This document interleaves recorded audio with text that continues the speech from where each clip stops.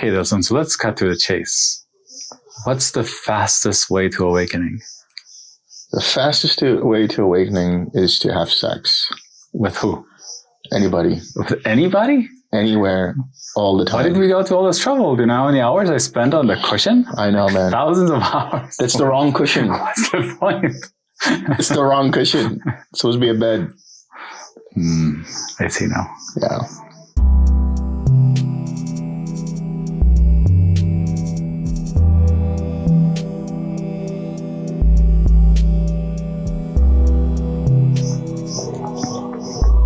All right. Tell me more about sex as the fastest way to awakening. Well, I think when we talk about sex within the spiritual community, or a lot of spiritual communities, it is seen as a detriment or as an obstacle. Now, there are monastics who decide that they want to be celibate, and that's fine for them if that's the choice that they make. What I have noticed in a lot of my... Is that going to come through? Of course it is, but that's part of the India charm. Okay, there we go. So in my experience with a lot of people who come on my retreats, like on the Twin retreats, for example, one of the things that they have a lot of anxiety about, and this psychic tension, is, it has been said that if I get to a certain level, then I will lose interest in sex. So what does that mean for me and my partner and my relationship with them and so on? And it has always been difficult to maneuver that. But I think the easier way of looking at it, or the more comfortable way of looking at it for people, is that you shouldn't really worry about that kind of stuff. If it is a detriment to awakening, I would see it as a detriment only because people become so obsessed by or become fetishize it, where it's like, oh, I can't have sex. And it becomes this like constant, obsession over, oh no, I had sex and now I won't be able to do this and I won't be able to do that and all of that. So if there's anything to be let go of, it's all of that. Mm-hmm. All of those conflicts with that. Essentially what you're saying is desire good, craving bad. Yeah, there is a difference between craving and desire. What is the difference? Desire can be just you wanting this. Like I see a plate of food and I'm hungry and I desire to eat that. Or I'm thirsty and I look at my bottle of soda and I desire to have that. But the craving, what arises, is the obsession over something. And all of the tension and thoughts around that if I don't do it this way, this is going to happen. If this happens, then, it's this continual proliferation. Mm-hmm. That causes the craving and hence the suffering. Yeah. I can say that on my path, sex has been a crucial part in bringing all of my faculties, all of my awareness into every part of the act, including the desiring, the act itself, and following that, and seeing where every moment and both on the highest and lowest time resolutions, time scales, see if there's the craving, see if there's a part of myself that's objectifying something and then is burning impure fuel to go towards it. If there's any part of me that is leaving other aspects, other parts of myself behind, moving out of integrity, both in terms of my pace, my more complete desires, and in terms of the desires of my partner. If because I am focusing on one thing, like a goal, some agenda, right? Or even a sense of, if I have sex with this person, this is what it will say about me, right? If I'm holding that very tightly, making that the object, right? Then I'm blinding myself to the grander being that's in front of me. And so having sex with someone who is also aware and who uses that as a practice, as a way of cultivating greater awareness, greater integrity with themselves, can then also offer wonderful mirrors. And it's the sort of thing that can happen on really fine time resolutions, right? Like the tiny micro expressions, right? Like if I'm moving a little too fast and I get like just a flash at me, and I'm like, oh, right, I was caught in a thing. And like the dance immediately changes and it becomes really as fine as a dance as you would on a dance floor, right? When you slip, make 2 angles more of a twist in a certain direction, lose balance, and just like catch yourself and move yourself back. And if it's done in awareness and with contact with the body, hopefully there's also a learning. There's a transmutation of the process of the samskara that was looking towards grasping something and therefore twisting a little bit out of alignment. Mm-hmm. Yeah. That's interesting that you mentioned that, because that shows that actually it's in itself a meditation, right? Because you can catch yourself either out of the awareness or making things too objectified, and then releasing that, or just relaxing back into the actual experience. Yep. And I see the benefit in the more renunciative paths about taking a break, letting it go, because in some sense we're born and our entire being is based on us being sexual entities, right, on procreation, on having something to offer to the other sex, and then the consummation of it, so to speak, in the act. So it's so enticing, it's so gripping, it's so related to everything that is me, right? My conception of myself, how I show up in the world, how I prove that all of the samskaras that are online are deserving of being online and representing the grand being that is me. And so letting that go can be very useful on some parts of the path, and truly approaching sex as a spiritual practice in this way requires a lot of existing commitment to this path, a lot of capacity for continuous and fine awareness. And really an understanding of oneself that helps you go step by step through this process in a way that respects the participants of the dance, and the movement towards, let's say, greater spiritual heights. Right. Yeah. I think about it in the perspective of Tantra, like Indian Tantra, which also talks about the chakra system, for example, in our sexual organs, male or female, or how we want to put it, resides in this area, the pelvis, and so the sacrum. And it's so interesting because they talk about how the sacrum in certain traditions is a powerhouse of creativity. So sexual exploration is also a creative exploration, or a sharing of creativity and play and coming together and connection. But also, I think there is something to be said about the renunciate path insofar as certain levels of understanding. Like, for example, in certain yogic traditions, now, I don't think it's a value judgment, but it might be seen as that. It had been seen that you want to be not necessarily celibate, but you want to be somebody who is discerning when you choose partners. And the reason is because, according to that tradition, the energetic processes that happen in the sexual act or in coming together actually is an exchange of energy. And it's an exchange of karmic energy too, which means that if I'm with someone, we are interacting with each other and we are exchanging karmic energy. But not only that, all of the partners I've been with and all of the partners the other person has been with, their karma also is coming into that stream. So I might pick up something, so to speak, in terms of a karmic energy that I have to deal with, which is not really my own. So it reminds me of those old educational advertisements around, if you had sex with this person, you also have sex with that person's ex and that person's. And so what is the equivalent of a spiritual condom? That's right. if you will. I think it's important to understand that sex is also something that's an expression of love. It's an expression of wanting to connect with another person.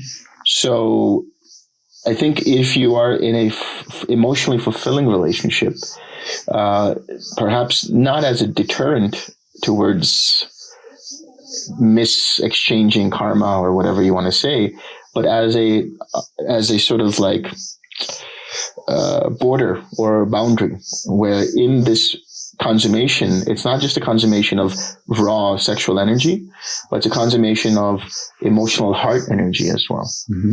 So where there's, this cliche of where there's sex with love, it's more satisfying than a loveless sex, mm-hmm. right? So how does sex with love protect you or help you not take on the type of karma, the type of energy that will be harmful on your path? So the way to look at it is the heart. When you talk about the heart center, I see it as, and this is perhaps my personal opinion, but also conditioned by what I have learned from the traditions and my experience, is that the heart is where it's literally like this. It's literally like the center from where everything is sort of purified. Mm-hmm. Whatever energies are coming from up and whatever energies might be coming from above, start to kind of connect together here. And at the heart, which is perhaps the seat of, karmic exchange or karmic sort of give and take of emotion and energy and so on. But it's also a dissipation. Mm-hmm. That's why even within Kriya Yoga, when you go to higher levels of Kriya Yoga, you work with the heart center and you're purifying your karma through centering your attention on the heart. And you will notice for yourself, if you are sensitive enough, that when you center your attention to the heart, there is a sort of balance of energy that happens. And so it's also balancing the sexual energy and other energies above or below it. Hmm. So, as we were speaking about this, in my mind is the context of the way that in the Twim community, and of course based on Bhante Villamaramsi's instructions, at some point the sexual drive, not just because you want to be a spiritual exemplar, so to speak, or fully wake up, sexual drive fully drops off naturally. So I'm curious about your thoughts about this. I know in the past you spoke about this and said that this is in line with your experience. Well, I'll say that when I said it at that time, in the Guru Viking interview, for example, it was asked, have you let go of sex?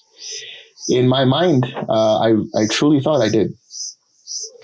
And what's interesting is within the community, or maybe even the larger sort of traditional Dharma community, there's the idea that if you become an anagami, you lose sensual desire, which includes sexual desire. Mm-hmm. But does that mean that you're incapable of experiencing sexual union? That's another argument or another point of contention. Mm-hmm. And there are people within the community who believe that the sexual desire perhaps might be transmuted. And so it's no longer obsessive about sexual expression, but it's more like you can be more in tune with sexual energy. Mm-hmm. And I'll say for myself, at this point in time, there is sexual energy. There is a desire, let's say, for sexual expression. Yeah. So in other words, back then I might have felt that way. But as I've been looking at myself, so to speak, I do notice that, I do want to be in a relationship. And I do want to interact with somebody who I can exchange this loving energy and consummate that in some kind of sexual experience. That's right.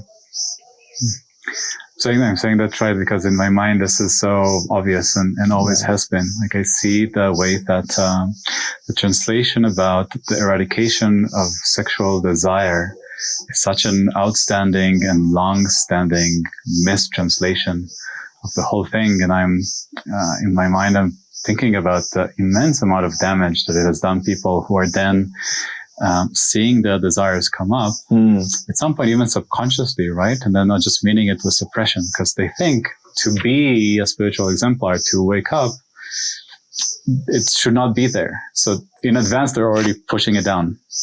And of course, that is the cause of suffering, meaning arising fresh phenomena with, oh no, it should be different.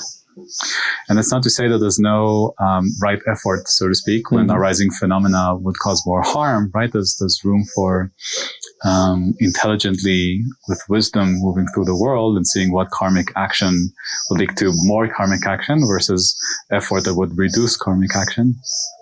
But even in this context, suppressing the sexual urge is never a good idea unless you really have a good understanding that if acted on, it would cause harm.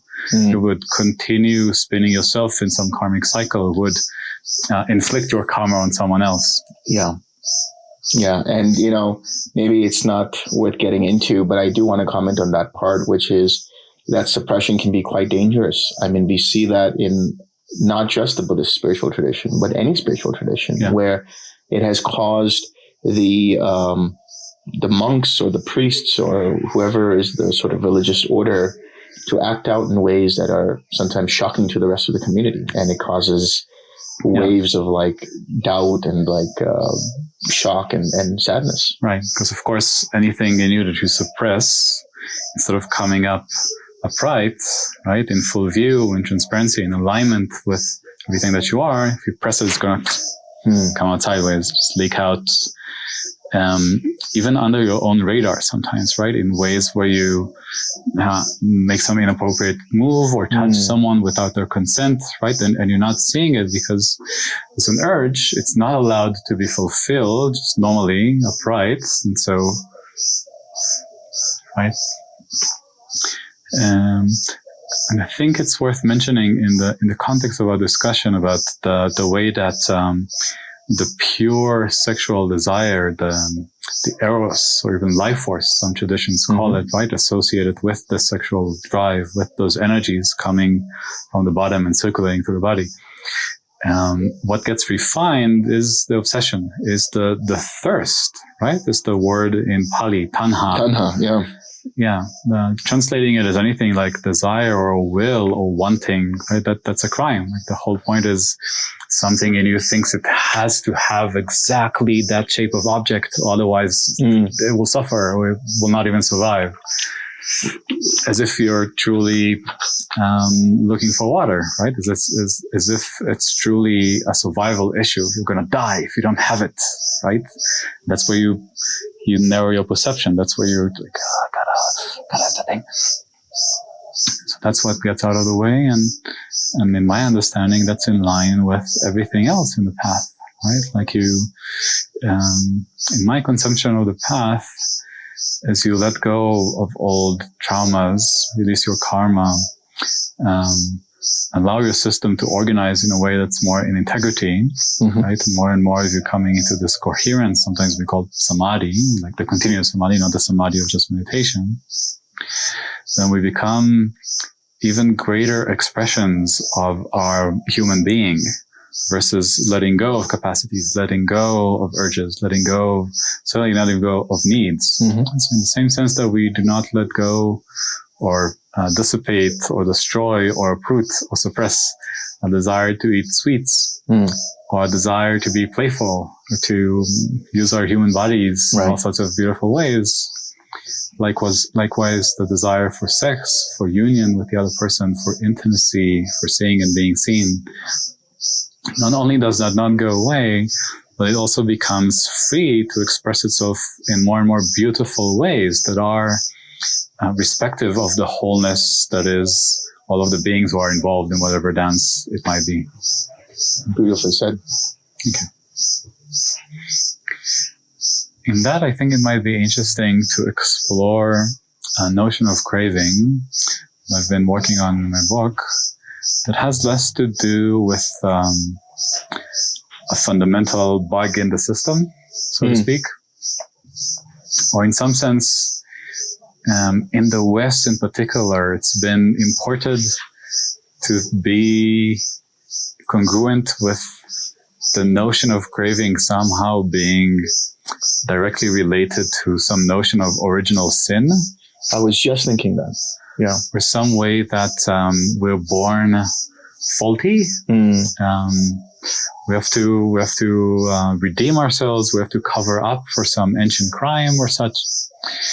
And instead, the way that I enjoy seeing craving, and the whole baggage of, and that means you're bad and you have to suppress yourself, right? Like the notion of suppression comes and is tied hand in hand in the Judeo-Christian moralities and the way that they've been infusing Buddhist understanding in the West.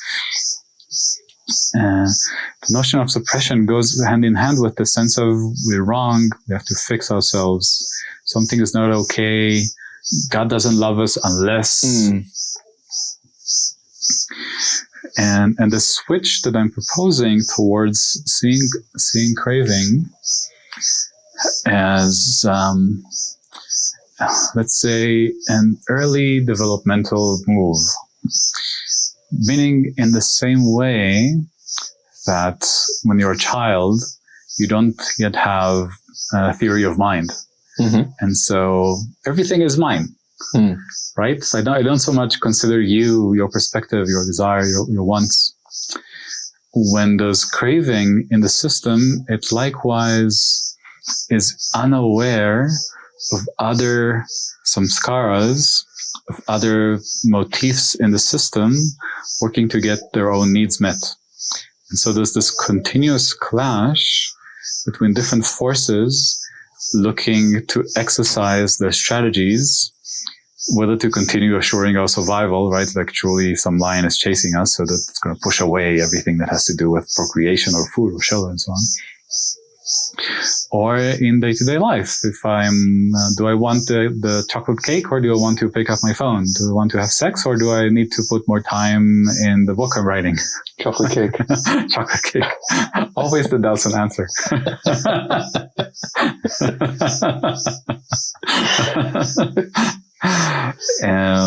Delson, second jhana or chocolate cake? Chocolate cake. Fourth jhana or chocolate cake? Chocolate cake. Seventh jhana or chocolate cake? Chocolate cake. Chocolate cake. There you go, ladies and gentlemen. The answer is clear. What was I saying? And so different forces trying to, in the winner-take-all environment of the mind, right? Like a very, I don't want to say entrenched, very pronounced or prevalent mechanism in the brain. There's this continuous competition, a battle between the different participants in the society of mind to tell the story, to make the movement that the other participants see as the highest expected value, is the thing that is most likely to answer the need or the most amount of needs, right? All the way up until the thing that we call the self, right? Which is under its umbrella has the various contractors, various other winners in every strata of brain. So in the mind, at every moment, this winner-take-all paradigm makes it so often the victory that one samskara, one coordinator, I like to say, this contractor pulling together senses, motor functions, social brain, emotions, and so on, narrative, to craft its story into action, tends to do so leveraging what in the Pali Suttas are called the underlying tendencies, the anusayas, and infusing its behavior in the type of movements that then in meditation we might also identify as the hindrances, right? Craving, aversion, doubt, sloth and torpor, and restlessness, my favorite. And these are all, in my mind, representative of less developed strategies. In the same way that as a baby in the beginning, you're like, this is my ball, yeah. And later we learn to share. Also in the mind, in the movement towards awakening, more and more of those coordinators, bringing together various aspects of self, learn to play nice with one another. And of course, the way that ignorance applies here is twofold. One, those different coordinators, those different samskaras from which craving may arise, are ignorant to the way that the other coordinators in the system are part of the same team, are part of the same mind. And it's the same ground of being. Mm-hmm. And that's one form of ignorance, right? In the same way that the baby is like, it doesn't know. It doesn't know not only that there's another actual entity there, it doesn't know that there's a way that they, in playing a non-zero sum game, can meet each other's needs more reliably, more sustainably over time. Then there's also the ignorance of the ability not just to continue fighting to be the top dog, the highest level coordinator, but also the capacity to let go and drop down all the way into the ground floor of existence, so to speak, into Nibbana, and then allow a new act of coordination to spring forth, such that instead of having before like two coordinators in battle, let's do this first, have something completely new come up that utilizes all of the wisdom that's available in the system to provide a more complete solution for behavior moment after moment. Yeah, I want to just touch upon what you said about the craving part of it, which is, perhaps when we look at the translations of the suttas or any of the so-called sayings of the Buddha, there is an emphasis that craving is something that we're, it's a natural part of the mind. But again, we have other suttas where the Buddha says that the natural state of the mind is to be luminous. Mm-hmm. And that we discussed this some time ago, that this perhaps refers to a mind that is the Buddha nature, mm-hmm. And so that's an interesting dichotomy, because we have the Judeo-Christian idea of original sin, and that's how craving is perceived amongst, let's say, most people when they come into this practice. Whereas from the other side of it, in the Tibetan or Mahayana or even Theravada, there's the idea of Buddha nature or the Dharmakaya, which mm-hmm. is that you are already pure, you're already so-called pure, or you're already that without craving. Yeah. So it's just a matter of reminding you of that, mm-hmm. or it's a matter of resting in that understanding. Yeah. And then in those vehicles, it's just a matter of continuously recognizing the innate primordial purity of all things, including in the thickest moment of craving, right? Because this recognition is then what informs the samsara, the coordinator, that there's not just forward movement, so to speak, a movement towards greater proliferation. And if I get that and this object, then I can finally rest. You can be, oh, right, ground of being.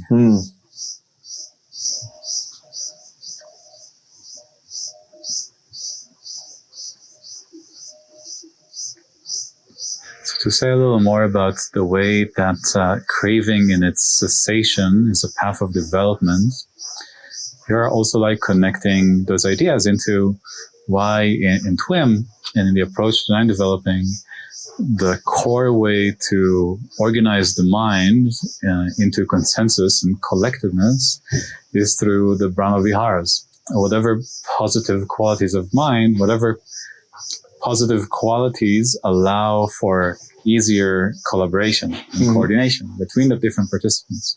Because initially, if we're just starting our practice, we not only do we not have the capacity to rest into Nibbana, we also don't know what it is, that it even exists, right? It's a faraway story. So the first order of business is just to bring all of the mind into the same room, sitting around the same table, and starting to discuss the next move, right? But there has to be first some ground of compassion, of kindness, of charitability. Forgiveness, something you speak about very much, is a way to allow two parts to come in to the distance where they can even communicate. Right? Yeah. Because if one is accusing the other of this old trauma, well, this is holding some idea or some lie that this one will never accept. There's no way to even begin the conversation. So those qualities, the Brahma-Viharas, gratitude, forgiveness, allow these things to start vibrating together, right? Instead of trying to be the opposite of one another and even trying to suppress one another, right? Creating the activity that would annihilate, numb, suppress this, right? Again, the hindrances. And bring them together to have the ground from which there's more continuous awareness. And then whatever activity is in integrity can more likely to arise naturally, right? So there's less disagreement, there's less schisms between the participants of mind, and then the person is ready to do emptiness or lack of inherent meaning practices and so on and so forth on the path. Yeah. I think also it just feels good. Right. Yeah. I mean, I always suggest for a lot of people when they come on my retreats is to, gratitude practice is such a big one. And it's something that I've learned in my own personal life. You wake up in the morning and you just thank, existence, or however you want to put it. Just be grateful for the fact that you can breathe and it's a new day and, whatever is possible. Have gratitude for this being that's there in terms of the body, the mechanisms within the body, and so on. Mm-hmm. It changes the attitude towards life and the people around you and the world at large. And it's less constrictive, and I think that also helps when you have gratitude, when you have forgiveness.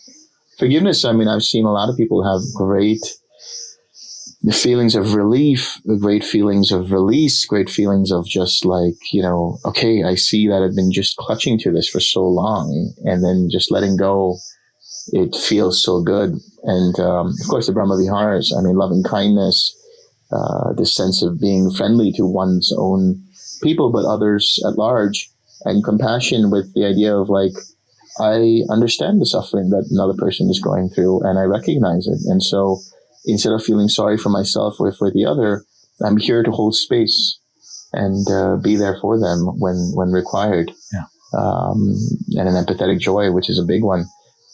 Being able to celebrate in other people's joys is more expensive.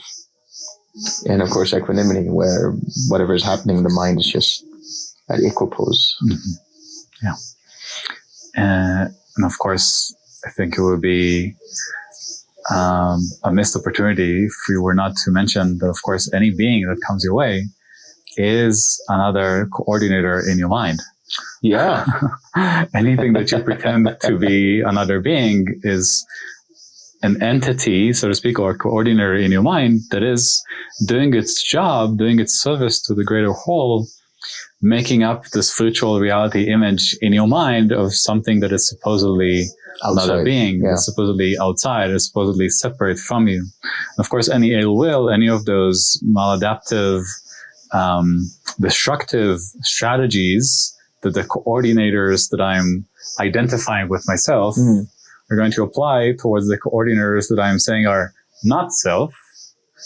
They're going to be detrimental both internally in terms of the chaos, the restlessness, the agitation in my mind, and the way that I treat you. Right. Of course, the way that I treat you, right, if I'm aversive towards you, if I operate from the underlying tendencies, then I'm generating more karma that's going to very likely come back and bite me in the ass again, right? Your coordinator is going to be like, I'm not going to... So the me that's in your mind is gonna get it from you, and it's gonna come out to me, and until we learn to play nicer with ourselves, with every level of our being, both internal, so to speak, the thing that we consider to be ourselves, and other beings, or the greater self, so to speak.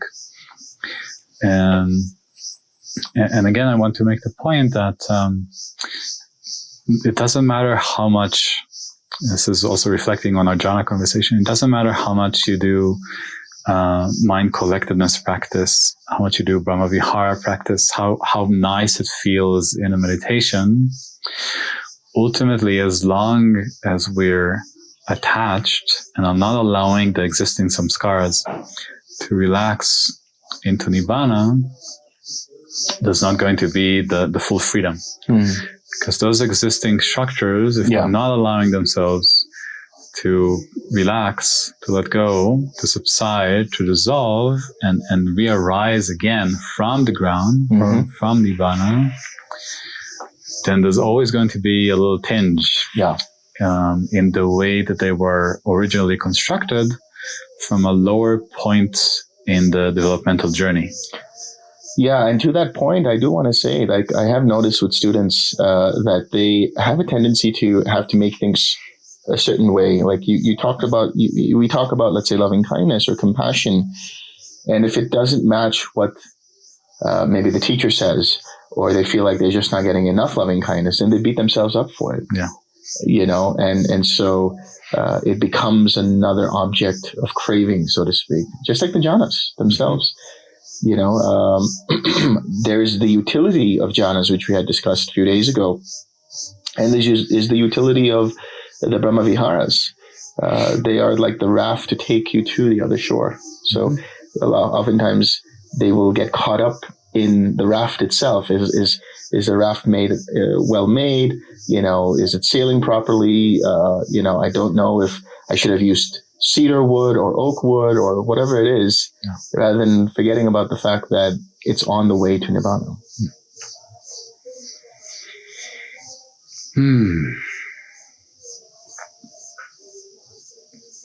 How much time do we have left? Exactly 5 minutes. Exactly 5 minutes. I was wondering if this is our exit music.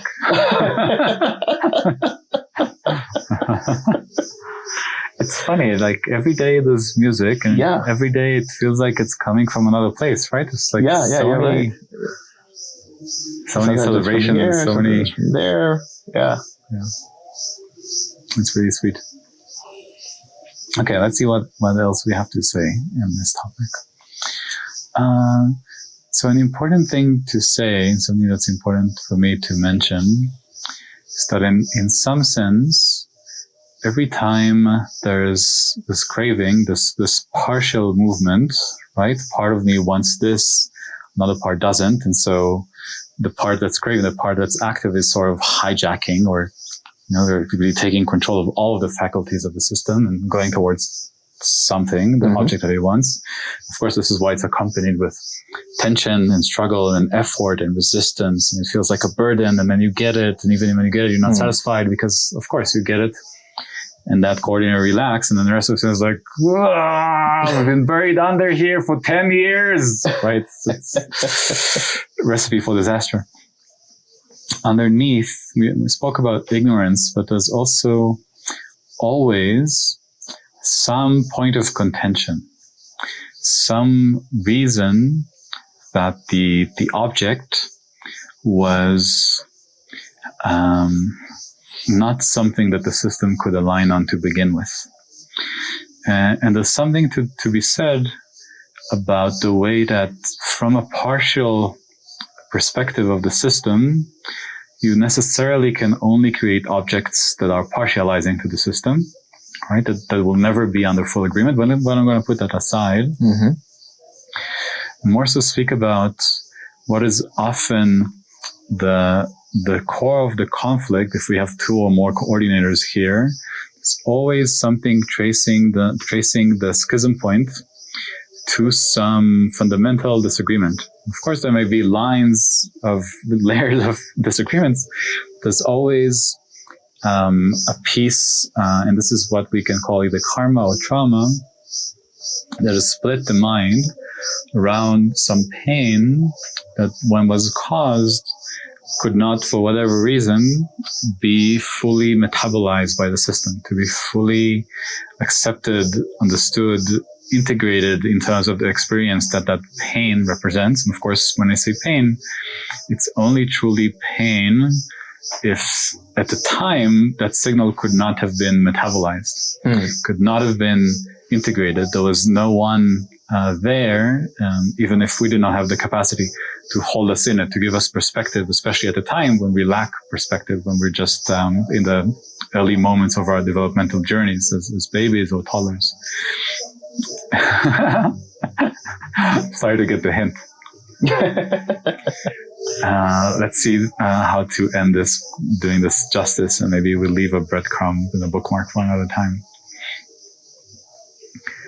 And so we could say that anything that we call negative or unpleasant sensations are always unpleasant from a particular perspective.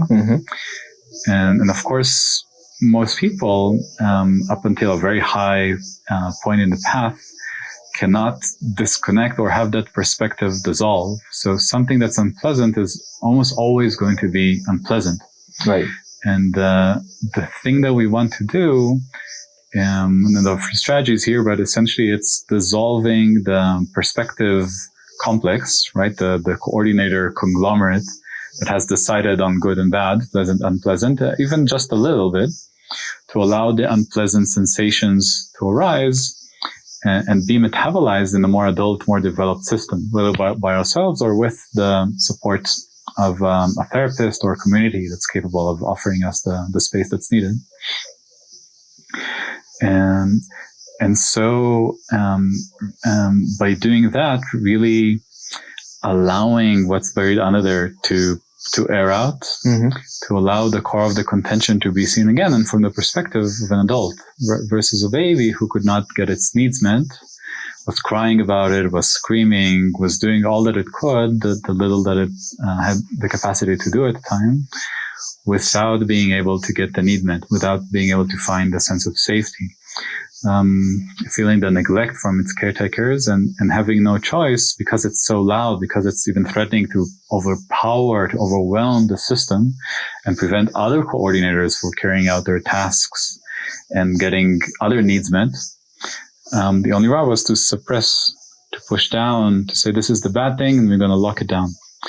Of course, in the mind, nothing can always and forever be locked down, and there's always a part of us that is the keeper of that message. That is the thing that's like, I need to express this, I need to feel this, I need to get the full service about this. And this is the point of contention between the thing that had to suppress to survive and the thing that is suppressed and doesn't even fully understand why. This point of contention is the thing that layers and layers of coordinators and strategies and agendas and identities are, a very shaky house of cards that in this process we start to dissolve, to deconstruct. And more so, I don't love the word deconstruct so much. It's more so rescue the exiles. That's in IFS speak, or to integrate all of the parts, all of those experiences that we just did not have the capacity to at earlier times. And then lastly, I'll say, to make this pragmatic, any time in me I see a craving rise, right? And of course, it's not trivial to identify. This is why we need like a very sharp, capable mind that has the capacity for discernment and a continuous awareness and so on. Every time I see craving come up, when I can catch myself in this, then instead of going into the object, right, I need this to be happy, I need this to be fulfilled, I need this so that I can continue suppressing the bad thing. Instead of doing this, I turn it back into what would I have to feel if I never got the object? What is the thing that I'm refusing to feel by engaging in this behavior? Right? This type of inquiry, and this without fail, some place in the body that is just unhappy, is unpleasant, that's sizzling, and just being with it like a mother holding a baby with tenderness and curiosity, it's enough for the sensations to start come up, often intensifying at the beginning, right? That's why we need the Brahma-Viharas online. We need a stable foundation. We need the resources of ourselves, our community, and then all sorts of old stories about how we used to be. And then there's a whole process that I won't get into right now, but I do recommend doing this inquiry when it feels safe, when it feels like resources available. At least starting to feel those sensations before anything else, just be in touch with them. And in some sense, this is the whole path. Yeah. Instead of going from feeling into craving and clinging and becoming and so on, you cut it at feeling. Right. Feeling the sensations that were previously classified as unpleasant. Yeah. And it's okay if it's unpleasant. And it's okay if it's unpleasant. Is that the end? It can be. I guess it is. I guess it is. Yeah. This concludes another episode of Tales. We're still going with that. Yeah, I think. Yeah. Tales from Nibbana. Tales from Nibbana. Oh, we missed our what's called corner. We missed our special. No, missed questions from the audience. How do you call that when you have like the burning question? An interlude in the middle of the show? Like yeah. Well, we'll have that for the next one for sure. Are there more questions from the audience? Oh yeah. Oh, there are. It's like 5 more. All right, then we have a lot of material left. Yeah. Good. All right. Cool. See you at dinner. I'll see you at dinner. 7:00.